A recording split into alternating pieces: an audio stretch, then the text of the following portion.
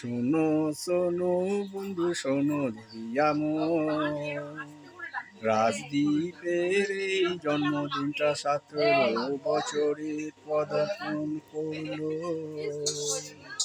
রাজদীপের এই জন্মদিনটা 17 বছরে পদার্পণ তো করেছে। রাজদীপ এবারে 11 ক্লাসের পরীক্ষা চলছে। রাজদীপের দুটো পরীক্ষা 11 ক্লাসে দিয়া হয়ে গেল রে। পরীক্ষাগুলো ভালোই হচ্ছে রাজদীপের তো তোরে।